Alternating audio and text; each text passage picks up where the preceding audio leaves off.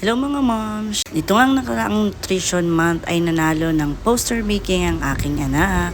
At dahil dyan, isa-share ko sa inyo ang kanyang ginamit ng pangkulay. Another discovery tayo dito sa TikTok at alam nyo ba, meron ako na-discover na crayons ng aking anak na paniguradong magugustuhan niya. Ito ang Silky Crayons.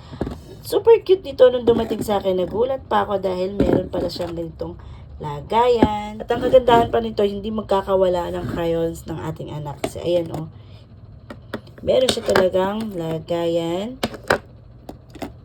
And tingnan nyo, oh, twistable to, iwas putol pag magkukulay si anak. Ayan. So ito twist lang natin siya rito.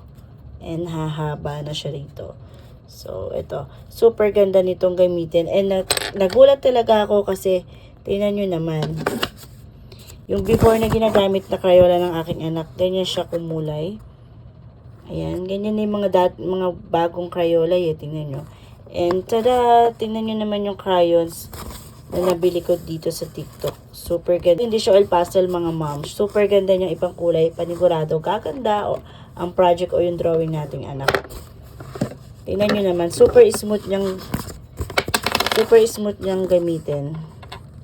Ano oh. Ang smooth niyang i-glide. Tingnan nyo naman may quality ng pagkukolor ni anak. Oh.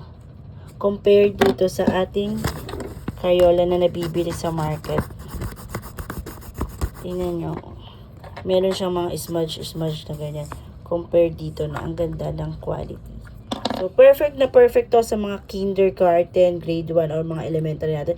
Even sa mga high school or sa kahit anumang grade, super perfect nito. Mapa-kinder, mapa-adult, super ganda nitong ipang kulay. So, kung nagustuhan nyo rin to mga moms, check out na!